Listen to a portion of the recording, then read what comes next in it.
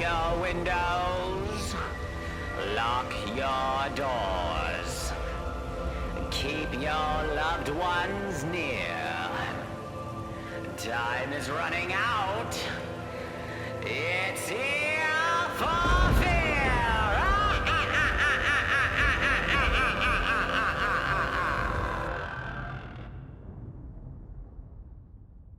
Hi, this is Donovan, and we're here for fear.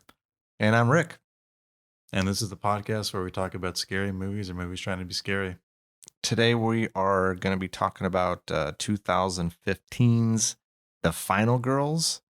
This is starring Thaisa Farmiga, Malin Ackerman, Adam Devine, and Thomas Middleditch. Before we jump into this, let's do a quick synopsis. Max, who is played by Thaisa Farmiga, and her friends reluctantly attend a tribute screening of an 80s slasher film that starred Max's late mother. They are accidentally sucked into the movie screen. They soon realize they are trapped inside this 80s slasher and must team up with the fictional and ill-fated Camp Bloodbath's counselors, which includes Max's mom, to battle the film's machete-wielding masked killer.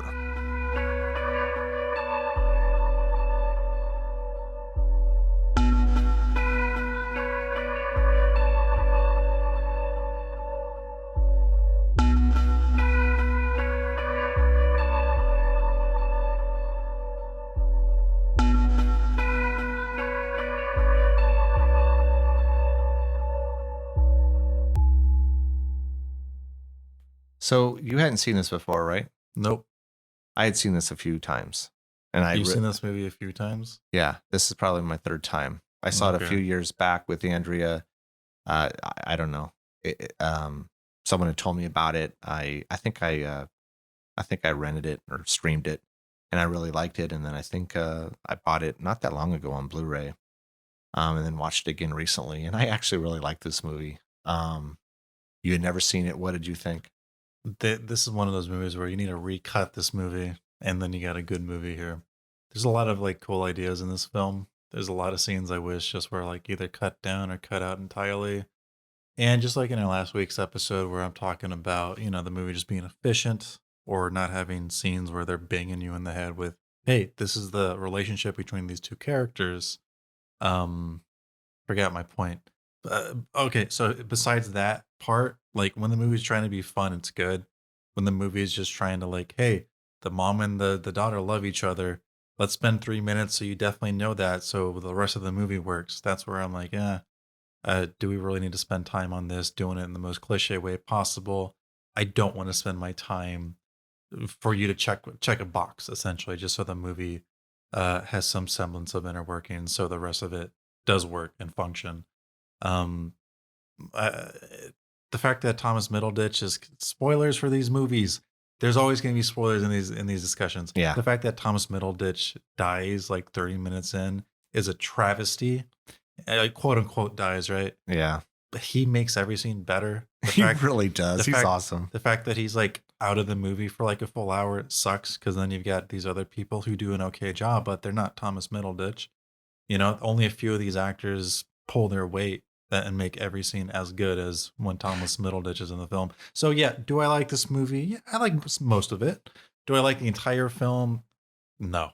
Yeah, I think all these characters and all the actors are actually really good. I think they play all their roles very well in this. Adam Devine kills it. Thomas Middleditch kills it. And the woman who plays Tina, I don't know her name, she kills it. Basically all the like counselors besides the one who plays the mom is really, really good. I like the mom. Aaliyah Shawket's really good. Like most of the cast is doing a pretty good job. And if they're not doing a good job, they're just doing okay. And, it's serviceable, but yeah, like Thomas Middleditch is at this point in 2015, he's already been an established name because of Silicon Valley. Yeah. People know he's funny. And he him. kills it as Duncan in this movie. And it's like, it's Jesse Pinkman, this character, he's better in every single scene. Your movie would be better with him in it.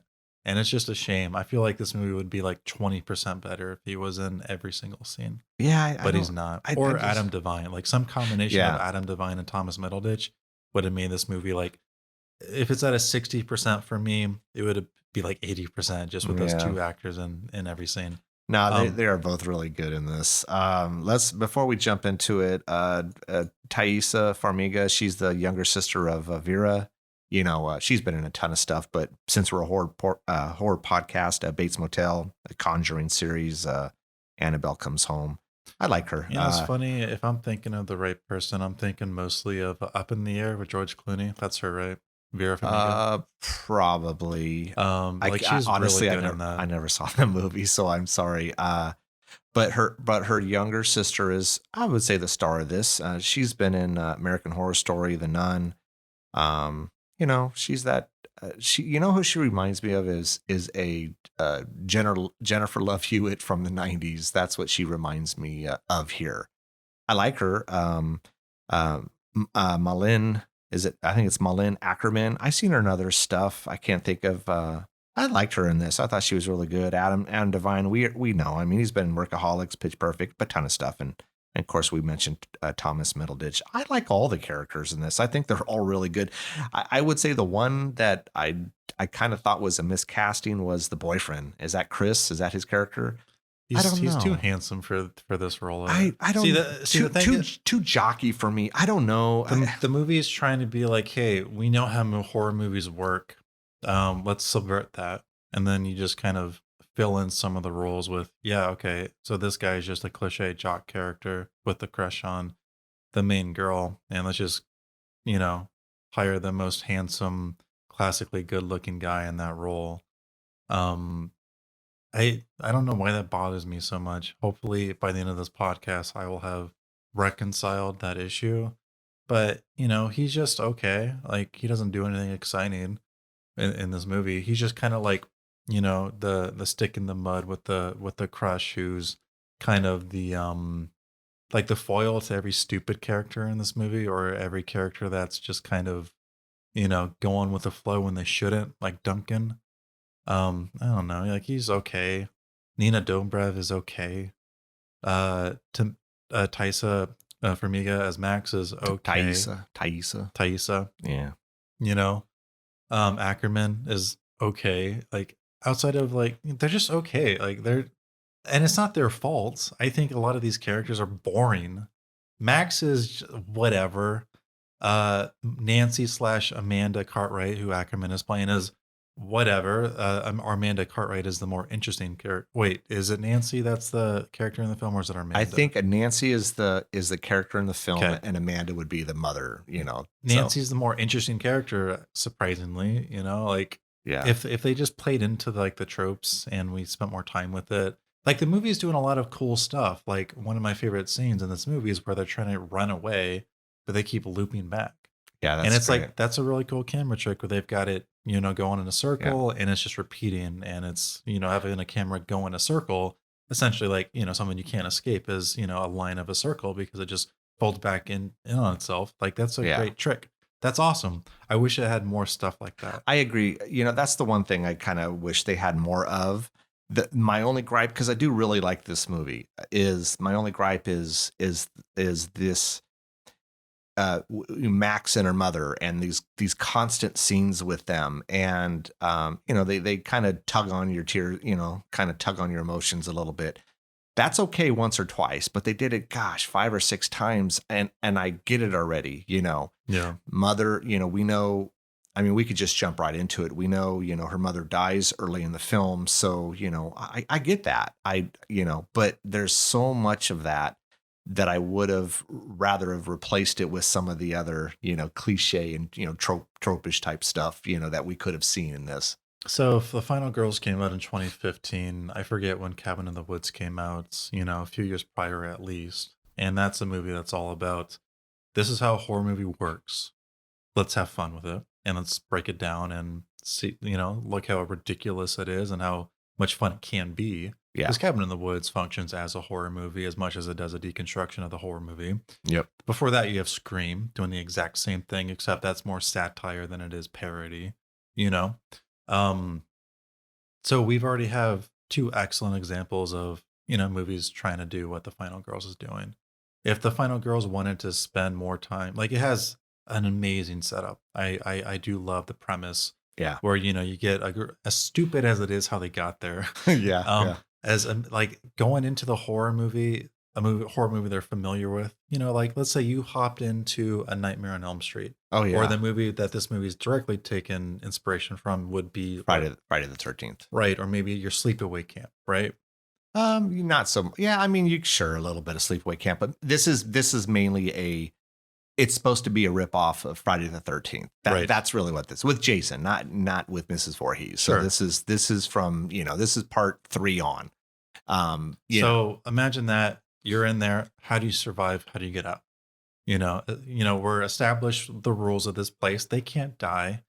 And then, the movie isn't clear on whether or not the phone is the direct cause. I kind of thought it was because now the phone is introducing a screen, which is like, okay, now, because of that screen, now he's part of the screen. So Duncan is part of the movie.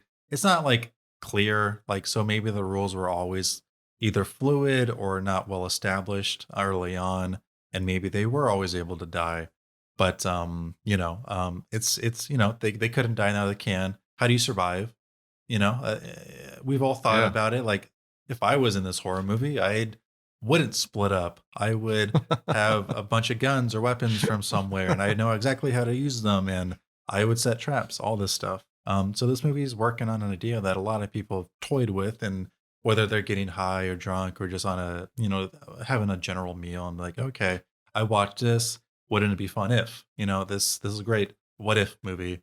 But it's like not spending enough time doing that because of all those like mother and daughter scenes Yeah. or the potential boyfriend, potential girlfriend scenes between Max and Chris. Like Yeah. I just don't care. And the movie's doing a really bad job of making me care. And it's one thing to have fun with the cliches, and it's one thing to use those cliches in your own storytelling. It's another thing to make fun of those cliches and then fall into the trap of those cliches while not doing anything interesting with it. That's exactly what this movie's doing with both Chris and Max and the mom slash Nancy. I just don't care. And if you're not making me care, then why have so many of these scenes in the movie in the first place? Yeah. I think this is a movie, or the movie might not even been aware of these issues until maybe it was too late. So, they couldn't fix it, so they just kept it. Yeah.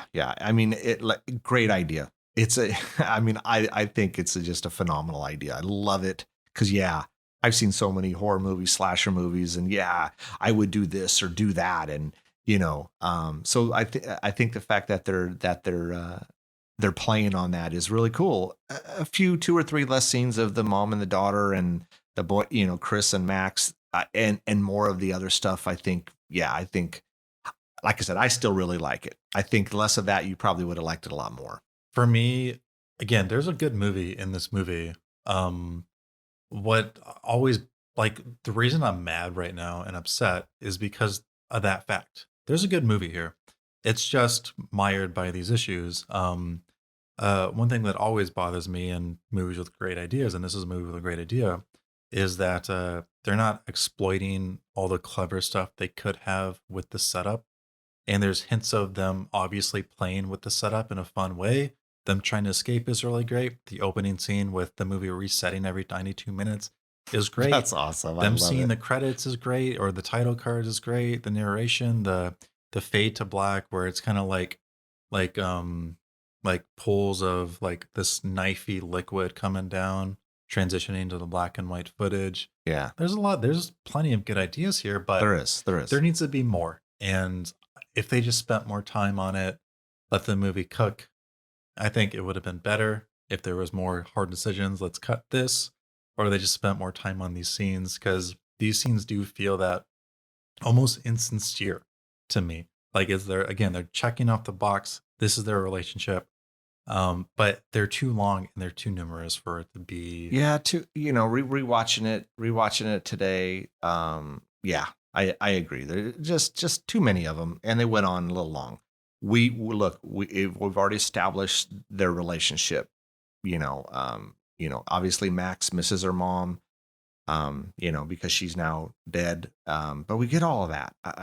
2 or 3 of them are fine, not 5 or 6 of them. And, and yeah, it would have been cool just to explore other stuff that we have seen in other movies they could have made fun of, because they made fun of a lot of stuff and it was really cool and effective. But I wish they would have done, a little bit more. Some of it's like surface level though, like, oh, bad writing, over the top acting. Yeah. Terrible, cheesy lines. Yeah. And I wish they pushed in on that. There's only so much of that there, or they better establish like the rules of this universe they're in the movie, because at the start it's like 92 minutes and then it resets.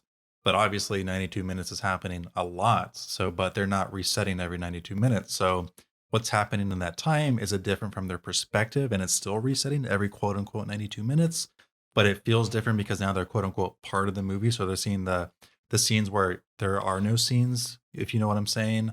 There's like, they could have, see, a movie like this, you have to introduce the rules, you have to stick to them. And if you quote unquote break them, you have to have a very, you need that framework in order to make that breaking then make sense when you like reveal like, oh yeah, but there's this other rule that we just haven't explored too much about yet. Other shows and movies do a better job with this. Cabin in the Woods being an excellent example. I want the movie to have fun, and when the movie's doing that, I am actually enjoying it. There's just not enough of that. Yeah. And you know me, I like stuff being clever and smart. And when you've got that idea, that little nugget, I want you to mine every avenue of it. And this movie gets close to that. And the only reason I'm like mad is because it doesn't mine everything it could. Yeah. But I would say that, let's just like hop to the end of our podcast, and let's just say that would I recommend this movie? I guess. I guess ... I think if you're like more like my dad, you would enjoy this, where you're kind of more okay with like the surface level stuff. If you like more clever stuff like me, and you just want really smart writing and all that stuff, it's here. There's just not enough of it, and they could have done more. So do I like this movie? Yeah. I mean, they do some clever stuff in this. I really like. I like when there's like a flashback and it says like, whatever, 1957, and then later on in the film you see it, and they're stepping over the wording, stuff like that is cool. And I think that's what you're referring to. You just wish they would. For me, that's cute, but it's not like super clever. They could have done some like additional stuff. Edgar Wright comes up a lot. The fact that he foreshadows the entirety of Shaun of the Dead in like one little monologue that's not even supposed to be like foreshadowing. That's really clever and smart and all that stuff. And I would like that here, but it's not. I can't always assume that every filmmaker is going to be like Edgar Wright, though. It's not fair to anybody. There's like we said in the last episode, there's not how many other Edgar Wrights are there, or Quentin Tarantino's out there. There's James Wan. There's that's what I want, and it's unfair to compare every filmmaker to that. Exactly, it isn't fair. And, so I just want, like, take your own job for example. You want to do a good job. I see movies, I want them to do a good job, and this was like B work. I'm not going to be pissed off too much about it, but I know there's A work here, and if they just spent more time on it, then it could have got there. And and the thing is films are forever. You make a film, it's out there, it can't change. As much as certain directors might want that to happen. So like, why not put in the work, mine your freaking brain as much as it's worth, put it on paper, then put it on screen, go through all the collaborative effort. There's a lot going on there, and those 90 minutes would exist, and they'd be the best they could be. But it could be simple, it could be as simple as budget. I mean, I think a lot of stuff comes into play when you don't have a big budget. This movie, I think, was straight to like DVD or Blu-ray.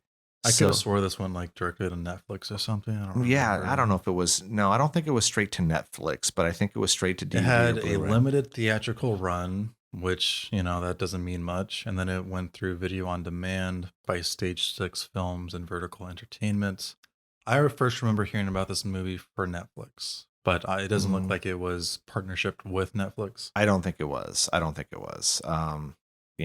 But I don't know. I don't know what the budget was. But, sometimes, we sit here and we talk about stuff and we say we wish they did this or that, and yeah, it sounds great, but does the budget warrant it? And if they got to get something out at a certain time and they just run out of money, I mean, it happens in many movies. They have ideas, but they can't do them because they don't have the money. They don't have the time, and so that could be simply what's happening here. But anyways, let's start talking about it. I think that we have the opening scene where Max is sitting in the car. Her mother's doing an audition. Who cares about this, man? This is an important I part. know. We see the trailer for her movie, and I think that's the she's most watching. important Yeah, part, Max is right? watching. Yeah, Max is watching it on her phone. And for like a daughter who knows her mom does not like this movie, like why would you be watching a trailer for it? Except for showing the audience, oh yeah, she was in this movie. Let's have fun. Let's have a fun bit here. This doesn't really make context with Max, honestly. But we see the trailer for the movie that her mom was in. Her mom doesn't like that movie. Then then we find out the mom is really great. She's a great mom. She's so great that she'll throw like very important bills out of the car door because Max is takes care of the bills apparently. Yeah, she's very responsible. But this is like so cheesy and cringy for me. I can't watch this. See, I don't have like this. I don't have a problem with this scene. It gives us, we see the trailer. She didn't get the job, the acting gig that she auditioned for. She's been in the business for like 20 years. Her career's on a decline. I would say 30-ish. Because Camp Bloodbath was supposed to be 1986, and I think let's just say it was current, which would be 2015, so 30 years ish. Well, what I thought was funny is on the but remember, it's also 3 years prior to that because if the movie is concurrent, then 3 years later. You're right. Yeah, you're right. It's not a hugely important. So 25, 27 years she's been in the business. What I thought was cool is Max is looking at like her little headshot and she flips it over and it lists all the movies and TV shows she's been in. You miss it because it's really quick. So what I did is I rewinded it and I paused it just to see what movies it said. And one of them was Chopping Mall, which I thought was hilarious because that was an actual slasher movie from 1986, which would have been the same time that Bloodbath was made.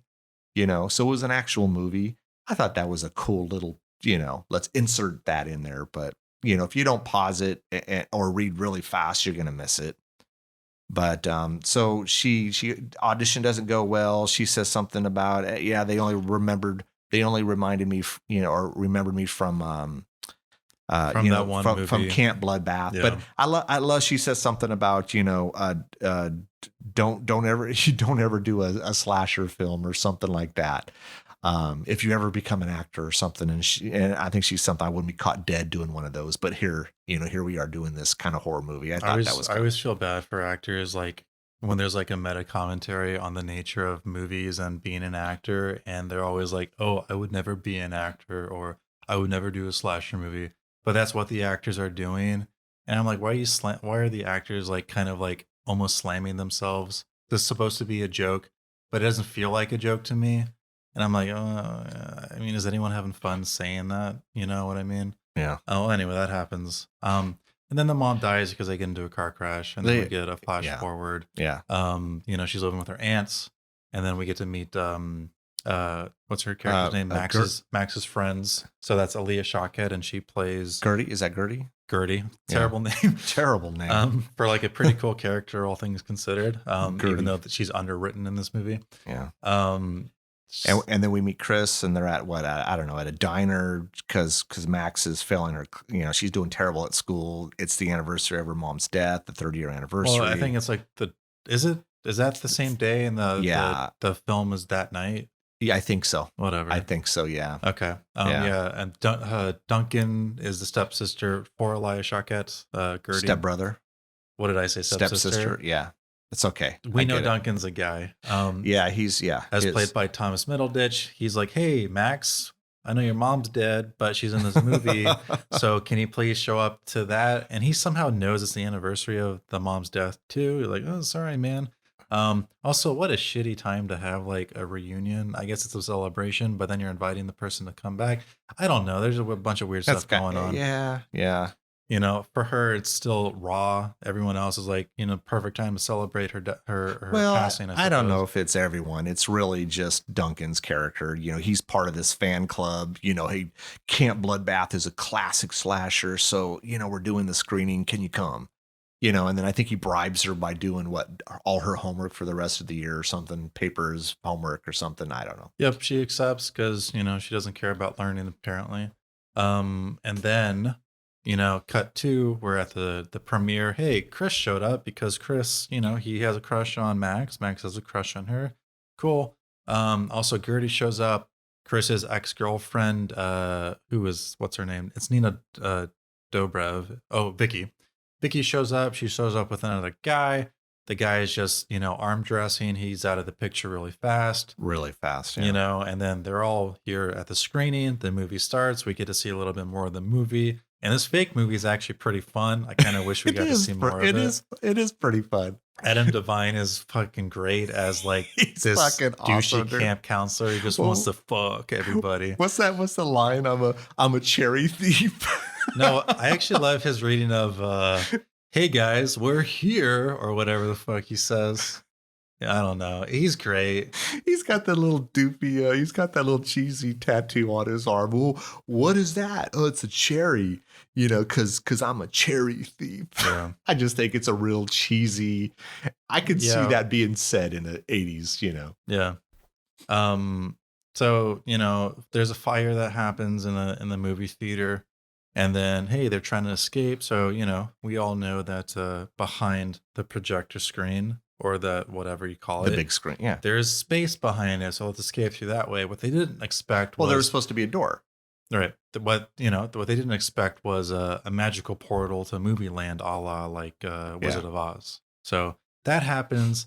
They wake up in the movie, essentially. They're in the woods. They don't know yet. But then the movie opens with one of those like Beatles vans. You know what I'm talking about? Yeah, the Volkswagen. Yeah, the Volkswagen bus, dude. I love bus. Those are cool. I like those too. They see that.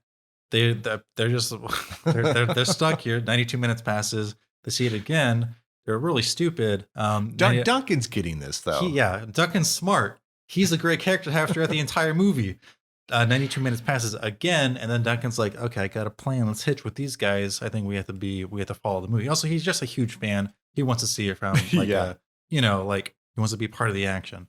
So, they hop in, they meet the characters. Max has a reunion with her mom, whatever. Let's just get the movie going because it's not very fun for me. And then we get to the camp and we see all the characters now. What is this, Camp Bluefinch or something?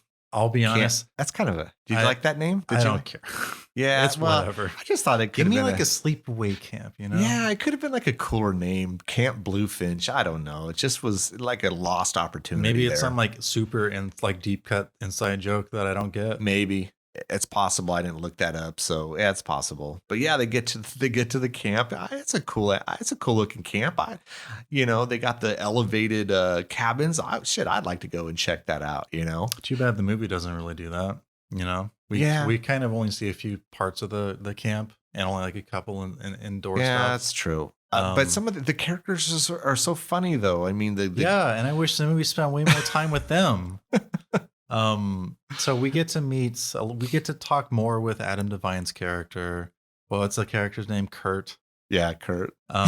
We get to see more of Tina, Paula, and Blake, I believe. Who's Paula? Paula is Chloe. Oh yeah, we don't see her for a while, but that's the one you're supposed to kill. Oh, she's the bad girl. Yeah. Yeah, she's the supposed virgin who's the final girl in the actual movie. Yeah, who kills. We don't see her for a bit. What's the Jason Voorhees guy? Is it something like Billy Murphy or something like that? It's definitely Billy something. Yeah, I think it's Billy Murphy. I don't know. It is Billy Murphy. Yeah. So we get to see all these characters, and when the real characters are talking to the movie characters, that's when the movie's good for me. Like I'm having fun with this. Thomas Middleditch and Adam Devine are super funny. I want a whole movie of that. Like basically when they're interacting with these movie characters and they know they're movie characters, but the movie characters don't know they're real characters. They just think they're the movie characters. You have like a setup for a lot of fun stuff. And admittedly, the movie does do a pretty good job with this. And I wish there was more of it. I just kind of like this layer of these characters do not yet know they're movie characters. They will eventually know they're movie characters. Yeah. How do we have fun on both sides of that? And they have fun here and they have a little fun later on. It's not as much fun as I would like them to have, but at least it's kind of here. So this is cool for me. I think they want to escape. They want to just drive off and see if they can go back to, because they're just not sure if they're like in the movie or if they're like in essentially like a different universe where this movie took place. So if they left the set, quote unquote, would they find their own houses and all that? Yeah. They try to drive off. Kurt's a huge douchebag, so he throws the keys, and they're trying to find the keys into the forest or whatever. They can't find it into the woods. Yeah, they can't find the keys. But this is where the first murder takes place. Duncan, huge fan that he is, wants to watch it. What character is this? Is this? It's like, we'll just say like some unnamed character because they're only here. I know there's a name, but I just can't remember. Mimi? I can't remember her name, but yeah. So she's out there. What was she out there doing? Picking strawberries or something? Then she comes across a random hiker, and he's a hunky hiker, dude. Yeah, a hunky hiker. Yeah, that's what he's labeled as in the credits. In the credits, he's the hunky hiker. At least on Wiki, he's hunky hiker. Played by Reginald Robinson. So Duncan wants to check this out because he knows that there's going to be a kill coming. So, and what I would have loved to see here is like we see this in like Scary Movie. Where like I forget her name, but who's the woman who plays a role in all of the Scary Movies? She was also had her own TV show for gosh damn it. Can't think of her name right now. I know exactly what you're talking about. Like she looks out the window and she sees like the Scream guy. Yeah. And then she looks away and then she looks back, but the Scream guy's still there. But I think like he's trying to like get off the screen to be spooky. Yeah. I wanted to see that here because like Billy is there, then he's not there. But I really wanted them to like see him like ducking behind a tree or something. But we don't see that. I don't think I would have liked that. I think it would have taken away from it because then it becomes. But that's what this movie's trying to do. No, I know, but I think that seems like that takes it to a different level, and I think you cross a line there, and I'm glad that wasn't the case here. But another thing is that the movies cut. Between like different shots. So if movies are going to cut from like him being there and not being there, I wish there was almost like this time cut for the other characters too, but that doesn't happen either. So there's like weird filmic techniques, like, cutting or, like slow motion they fuck with. Like slow motion happens and it's slow motion for them. But when a movie cuts, it doesn't do anything for some reason. So there's like the movies, like we don't know quite yet, but the movie's not even following its own rules necessarily. But yeah, so that girl dies, the guy dies, the girl dies, and then Duncan's like, oh yeah, this guy doesn't know we're part of the movie or not part of the movie. So we're okay. Yeah. And then it turns out that that's not okay. He's doing a selfie. Which was awesome. That was really cool. I mean, because the Billy Murphy character, okay, he is a ripoff of Jason Voorhees. He's a big towering character. With a mask. A machete. Yeah, and machete. A machete. And he's got this. What kind of mask is this? This is like it's a tiki mask. Tiki mask, because I mean, obviously, it's not going to be a hockey mask because then But I mean, come on. The reality is, look. This is supposed to be a. We live in a world where Jason Voorhees doesn't exist, but Billy Murphy does. Yes, so Billy would be our Jason. Yeah, yeah, and so he's this big hulking character, and I mean, doesn't say anything. He just does the same thing as Jason does. Can't kill him, basically. No, you no matter what you do, you just slow him down. You just slow him down. But I mean, he's he kills the two. I think he twists the dude's head. Right? I don't know. Dude, I skimmed the details, but I said that. Hey, man, if we're going to be talking about horror, we got to talk about the deaths. And there's not there's a few of them. The dude gets his neck snapped, whatever. That's happened a billion times. It doesn't matter. She gets, what happens to her? I don't even remember. I think he probably I don't know. I know he throws her. I remember that. I know she throws her too. Yeah, I don't remember what else. Shit, whatever. Yeah, but see, you don't even remember, dude. I know. Shut up. So like, and then Duncan is just like, kind of like, well, perfect opportunity to get a selfie like within this film, which honestly would be kind of crazy, right? Just because now you have physical evidence that you were somehow in the movie with, well, whatever. So, but he gets like, Billy Murphy doesn't kill him. Then he walks off a screen. He's like, oh, I'm safe. And then throws the machete at Duncan. And then, yeah, Duncan gets killed Yeah. in air quotes, you know, and this Yeah. is the biggest travesty in the film. Duncan is the best. You should not be killing off Duncan. Like, I feel like even the writers knew Duncan was the best because he shows up just to die again later on in the movie. You know, you have to keep the like the fanboy character who knows everything, at least for most of it. They even did that in Scream, where what's his face is, this is how horror movies work, and this is what's going to happen at this specific time. Yeah, Jamie something another. Jamie, I forget his name. He had his I own don't know. TV show. Yeah, does anyone ever see him anymore? I think he was in like Tremors 12 or something. I think I saw him in. We should talk about Tremors, by the way. That's a good one. Tremors is a good one. Yeah, but he was in like a Tremors 5 or 6. Jamie Kennedy, does that sound right? That's Jamie his name. Kennedy, Jesus. But you know, like this has already happened in other movies. You should at least steal from movies where it's worked before. But they killed Duncan. Thomas Middleditch is basically out of the rest of the movie. Maybe he was on a tight schedule. Maybe he was doing Silicon Valley, and they're like, "Hey, we'll give you a week or something. Go film your scenes." I don't know. I mean, but he's fantastic in this. Luckily, we still have Adam Devine for most of the movie. No, not really. Well, at least half an hour. Yeah, we have him for 30 to 45 minutes. But yeah. I'm just saying, dude, he's your heavy hitter. Like, he's your Rocky in this movie, and you don't fucking kill Rocky 30 minutes in. So anyway, so they find out they can die in this movie too, and so they run off. They run back to camp, and this is that scene where where it's like, you know, they run and they go in one direction, and then all of a sudden they come back. It's almost like a Groundhog Day or something. It's the same scene over.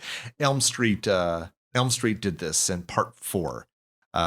In part 4, they did this scene several times, and then they finally realized, holy shit, we're stuck in this loop, you know? Right, and this is really cool. I like it when this movie is kind of messing with, like, well, only so much of this movie kind of exists on screen, and that's all the playground they have. Like, that's cool. Yeah. So they're stuck there. They can't get out, and they have to basically play through the movie, survive, and kill Billy Murphy.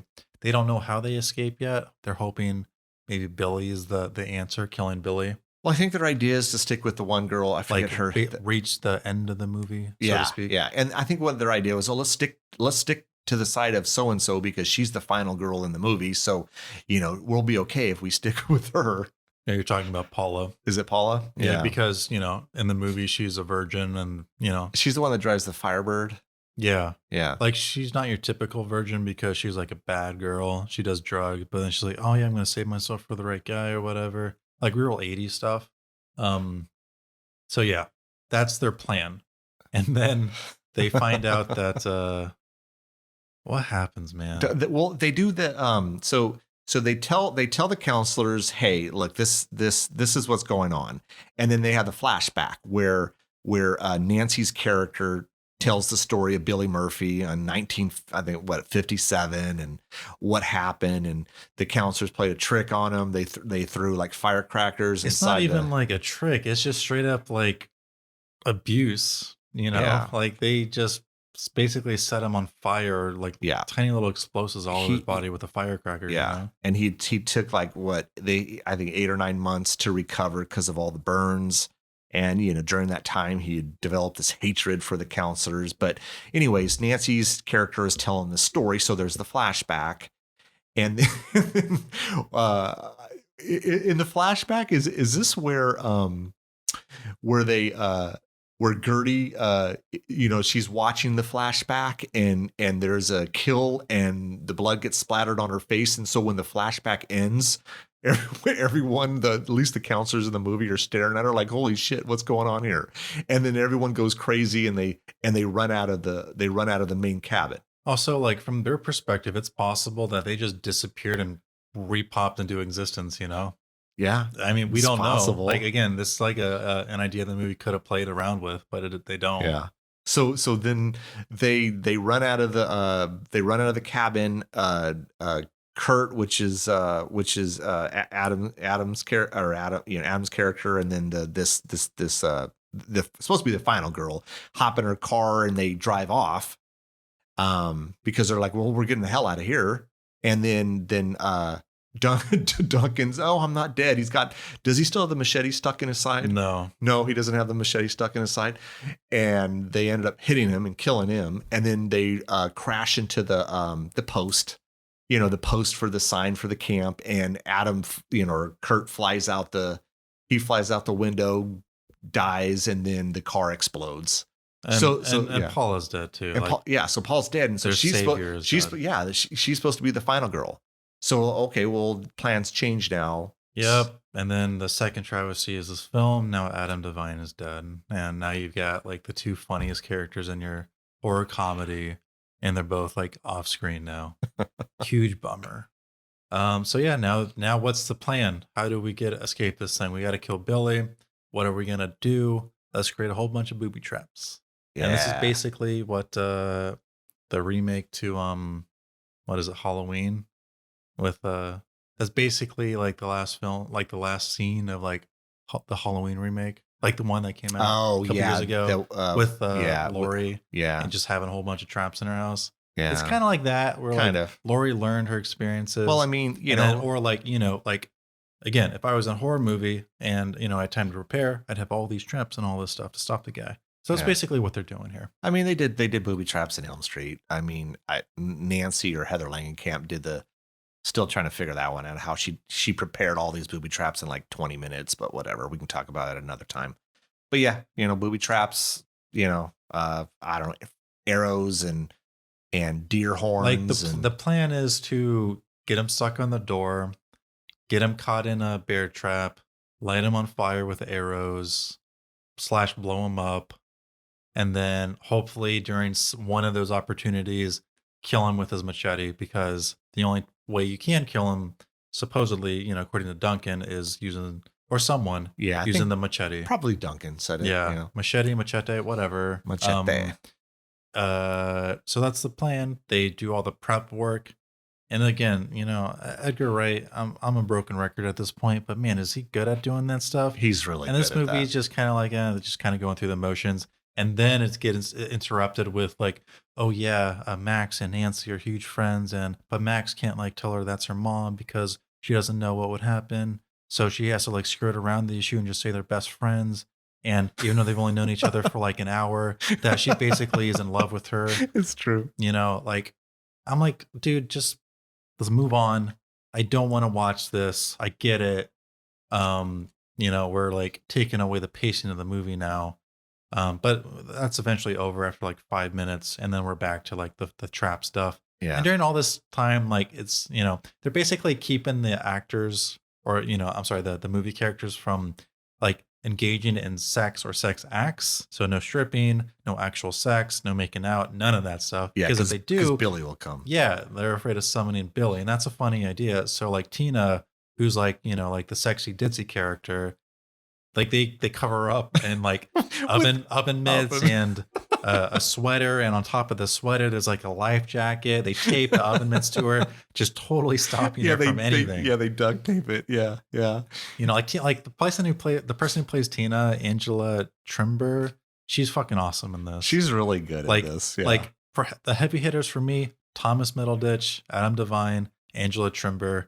Everyone else is just kind of like, okay, Alia Shawkat, if she had more like stuff to play with, she would have been really great too. I liked everyone. I liked all the actors in this. I liked all the characters. I just thought it all worked really well. So their idea is, once we get all the booby traps done and we're ready to roll, we're gonna unleash Tina and let her do her sexy dance, which was not sexy at all, because she was on like a bunch of Adderall that she had got from Vicky. Is that her name, Vicky? Mm-hmm. We haven't really talked about her a lot. She just is kind of that, that kind of bitchy. She's the person who would like be the first or second person to die in a typical horror movie. Yes. Yes. Like she's just like the kind of stuck up to the actual protagonist. I'm rich, stuck up. I'm better than you. Blah, blah, blah. Used to be friends with Max. It's not too important. Yeah. That's why we haven't really talked about it. It's true. It's true. But yeah, she has that prescription. What was it? Adderall or something? Adderall. Yeah. So Tina takes what? I don't know. She said like 30 of them. So it was 3, then it was 10, then it was 30. Like she took a lot. She took a lot, but she does her sexy dance when they're now ready to unleash all these, all these traps that they're going to set on to Billy. And so she does her sexy dance, but it's really, like I said, it could have been a lot sexier. Like the dance, like we mentioned Cabin in the Woods, that was a sexy dance. It wasn't even the dance that did it. It was just, she flashes her boobs. Her and then boobies, yeah. Then Billy's there. It's pretty funny. And then whenever Billy pops up, you get the sting, the thing, again, a rip off of right. Friday the 13th. Yeah. It just took a little flash of boobies to get her there. Yeah. And but then he there, and now he's there. And then she freaks out. So she doesn't stick with the plan. Yeah. She freaks out, she's also drugged on 30 freaking pills. And yeah, it's scary because she might die. She knows she has died. She's supposed to die. So she tries to run away. Trips over one of the traps, and her head lands in the bear trap, and presumably decapitating her or at least breaking her neck. We don't really see it. No, we don't. She's dead. I kind of feel like that was the good call. Like, Tina doesn't need a gruesome death because Tina's actually pretty cool in this movie. Yeah. So I'm glad we don't she dies in a super gruesome way, but we don't really see it. And that's respectful to Tina, who's like the third best character in this movie. Yeah. And then we get Gertie and the other, I forget the other camp counselor's name, but he comes down to check on Billy because now they've done a booby trap. Billy gets thrown against the door, which he gets impaled onto all the deer, all the deer horns or antlers. And so, of course, we know he's not dead, but he's going to go check on him. And then he gets, I think, the machete through the stomach or chest. Like, the right call here would be like, why don't you have like an axe or something so where you can just chop his hand off and then pry away the machete that way, Like, you're going to already have him. The plan is to have him on the door of the bear trap. Why not have some way to get the machete out of his hand? And see, now I'm doing what the movie should be doing. Yeah. Or the movie's trying to do. Like, I'm thinking of ways. How do you tackle this guy? Well, we're not going to pry it out of him. We know he can't die without the machete. How do we get the machete out? We lasso it. We cut off his hand. We do some weird. We get a giant magnet. I don't know. It worked in Breaking Bad. Why can't it work here? Giant magnet. Like anything, dude. It's a movie. Anything can happen. It's like fucking Roadrunner shit going on here. Yeah.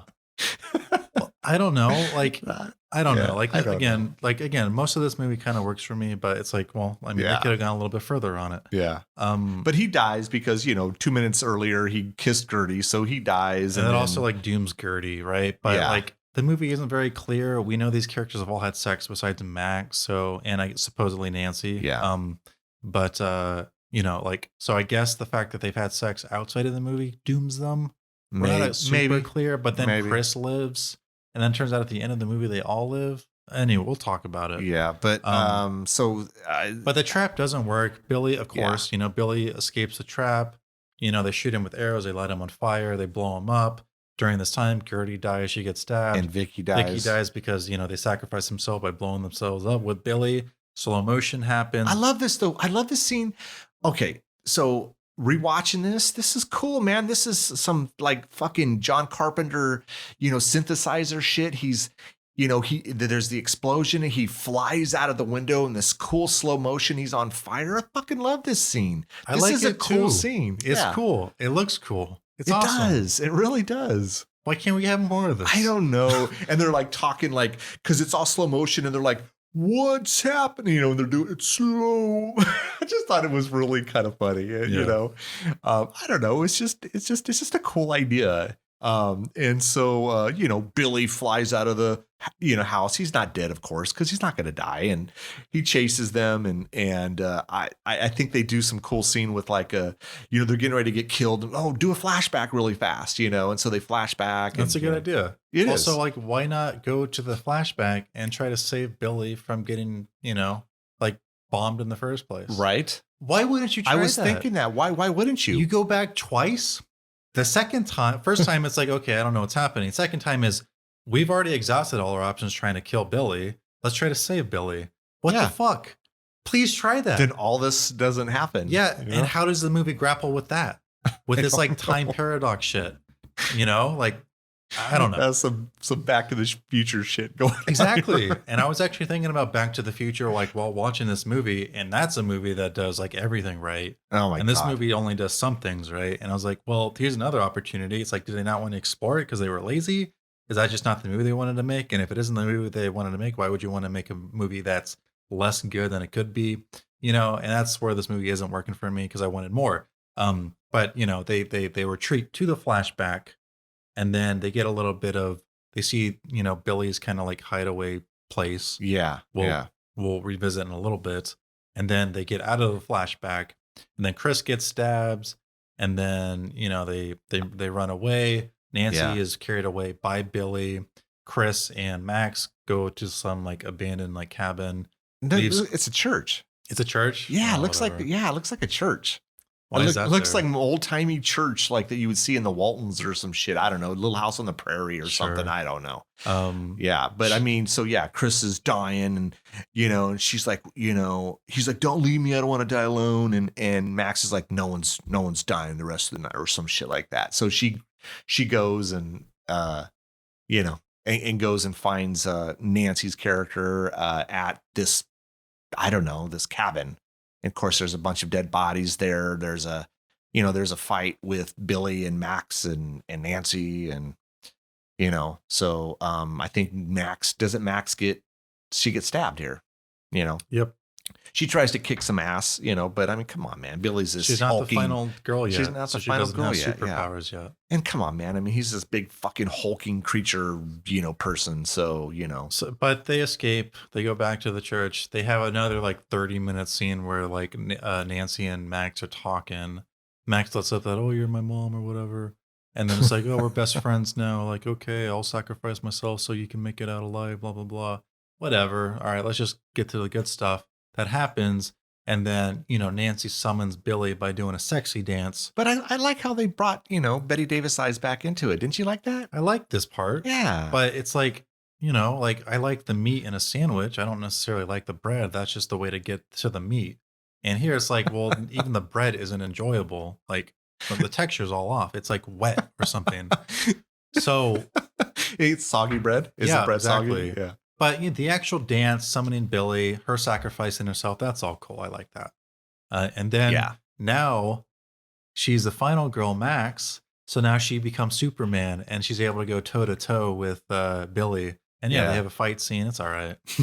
And then she eventually some like cool stuff, some cool, you know, stuff they ripped off from other scenes. Some Matrix, you know, where she slides on the grass and the knife goes over her head. And this doesn't entirely work for me. It's okay. I don't mind this at all because I like everything that's happening here. You know, it's just like it's like cheesy. It's fun for this, but we've already established I like cheesy and campy. This is right up my alley. I love all of this. This is cool. I'm having a good time with this.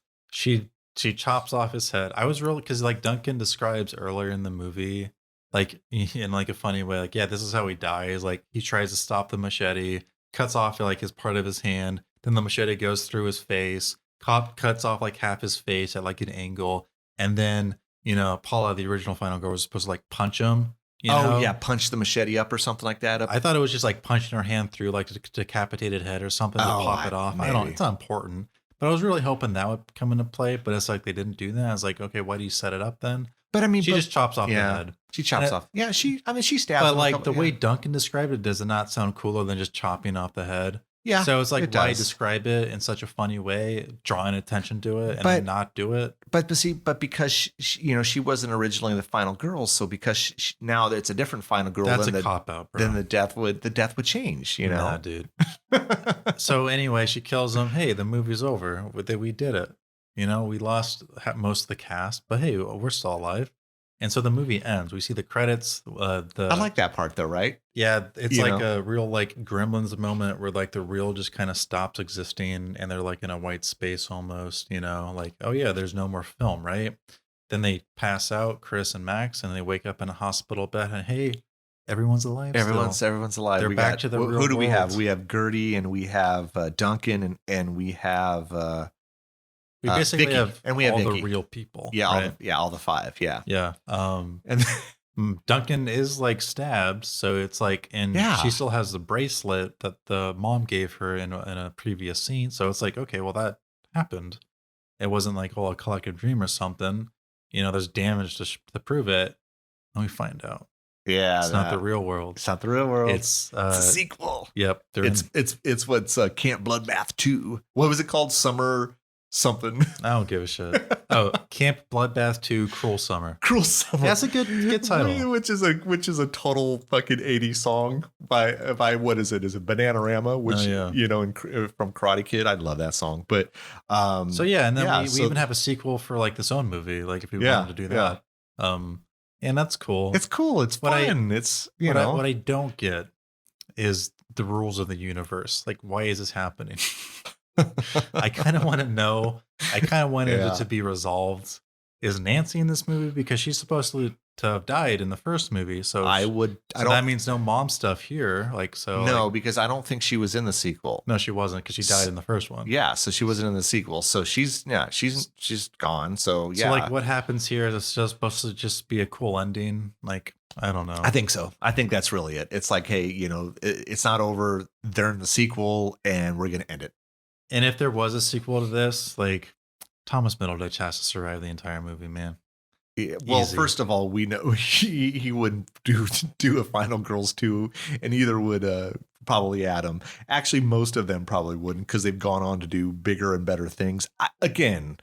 I like this movie a lot. So, but I don't know if you checked to see what the budget was. The budget couldn't have been big on this thing. It was $4.5 million. Yeah. I mean, come on, man. Some of these actors are huge now. They would warrant that payday. Even Thomas Middleditch a year later would have been too expensive, probably. Exactly.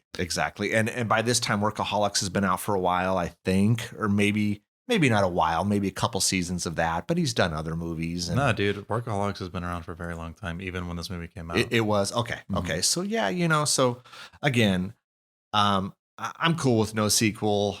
I like this movie a lot. I've said this several times during this episode. It's fun for me. The only thing I would change, which I said earlier, a few less scenes of the mom and Max, and then more of the tropey stuff, the more cliche stuff that we see in all these, especially 80s slashers. That would have been really cool. But as a whole, I enjoy this movie. This is the third time I've seen it. I like it. I like it a lot, and I would definitely recommend it to anyone. Yeah, I'd recommend most of this movie. I can't all of it. I can't give it a hard recommendation. If you needed we live in pretty confusing times now. This wouldn't be like, just watch The Sopranos or something. That'd be my first go-to. If you haven't seen Breaking Bad, watch Breaking Bad. Haven't seen Better Call Saul, watch that. Want to check out something that's airing right now, watch Devs. I don't know. Want to watch a comedy, watch like Brooklyn Nine-Nine or Parks and Rec or something. Like, there's so many things I would recommend over The Final Girls, even if you just want like a quick 90-minute snack over this movie. But, it's fine. Like, it has a great premise. It's mostly good. It just doesn't reach its potential that I know is there. Sure. I mean, I can't argue completely with that. It's fun. I don't have to think too much. It's like I said, it's campy, it's cheesy, it's supposed to be all of those things, and I love all of those things. So, I would say check it out. Especially now since we're all isolated and ain't much to do other than watch TV and movies and other shit like that. So, give it a watch. Anything else? Did we miss anything? Probably, but I'm good, bro. You good? Yep. Cool. All right. I think that's going to do it. Tune in next week. I think we're going to be doing 2014's Goodnight Mommy. I think that neither of us have seen this. I've been wanting to watch this for years. I remember watching the trailer when it came out, and I'm like, I got to check it out, and then I just forgot about it. So this will be good because neither of us have seen it. So anyways, I guess we'll catch you next week. Thanks for listening. Don't forget to follow us at both Twitter and Instagram at Ear for Fear. You can also check out our website, earforfear.com. There you can purchase merch and stay up to date on current episodes as well as news and events. We hope you come back and get an earful. See you soon.